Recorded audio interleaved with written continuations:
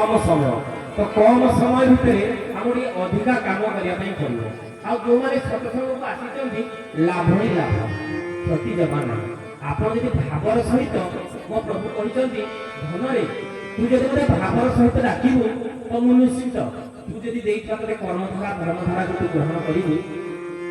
ताहले तो जीवन में दुख के आसे मुझे सब तो पाखे थी तू जो भावर सहित डाकू मुझे पाखे सब उपस्थित हो सब मुझे पाखे अच्छे तो प्रभु जो शून्यासन प्रभु जो शून्यासन विराजमान करव्यक्त ब्रह्म श्री केशव सुंदर विषय तो कहवाई दिन दिन मास मास वर्ष वर्ष जुग जुग पाई तो श्रम को आखि रखी तो प्रभु विषय तो कहबनी जेहेतु आम आंचलिक सत्संग तेणु समस्त आम जानवर निज विषय जानवा दरकार तेणु जदि आपण मैंने भगवान को भावर सहित डाकुंट प्रेम सहित डाकुंट प्रभु निश्चित शुणे गीतार कह जाए पत्रम पुष्पम फलम तयम एवं भक्त प्रभु अर्जुन कहले जे भक्त मत फुलटे पत्र किसी भी मत समर्पण करदेला ग्रहण कर तेणु कलिजुगे आम पाखे आम तपस्या कर लक्ष लक्ष यज्ञ कर आम ध्यान में बसी पारे बेसी जाए से सस्ता सुंदर मजबूत जिन भगवान कलिजुग रखी ना कौन यत फलं नास्ति तपस्या न योगेन समाधिना फलं लभ्यते सौम्य और केशव कीर्तना परमनाथ भवामि कलिजुग रखिले यत फलं नास्ति तपस्या आप तपस्या कर परिबे एडिबा घंटे भीतर बोला भीतर आप जाय 2 3 4 8 10 उठी पड़ोजंती आप पूरा मास मास वर्ष खाने बस पारे तपस्या कर परिबे तो समाधिस्थ बसी पारे तेजा जुगर जोगी मुनि ऋषि मैंने मान बसुले पूरा ध्यानस्थ की बसुले जुग जुग मान वर्ष वर्ष धरिक बसुले आप बस पारे द्वापर जुगरे गोपी मैंने भक्ति करुले जो भक्तिर शक्ति आगे भगवान श्रीकृष्ण गोप छाड़ी मथुरा आसला पर भितर समाहित हो जाए तो आम से भक्ति कर आम भागे भक्ति ना तेणु कलिजुगे अति सस्ता सुंदर मजबूत प्रभु कौन कले नाम संकीर्तन को रखे ना कौ नाम केशव नाम देखे केशव नाम को भजन करवा नाम सदा सर्वदा करवा तो निश्चित निश्चित जो मनुष्य जीवन सार्थकता तत्सहित आम मुक्ति मुख्य निर्माण बाट पाई तो प्रिय सज्जन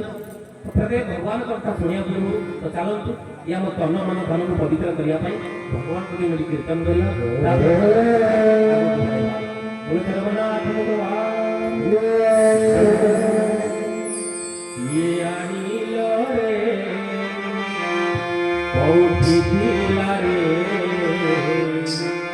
मधुर केशव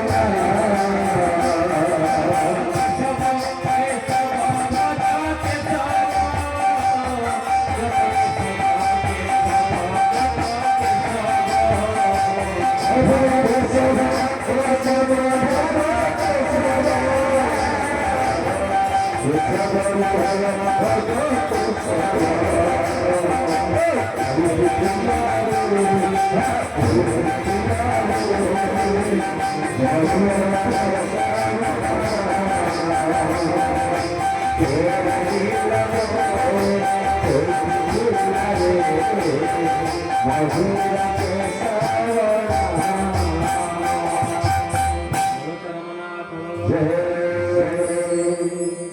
ଲୋକମାନେ କହନ୍ତି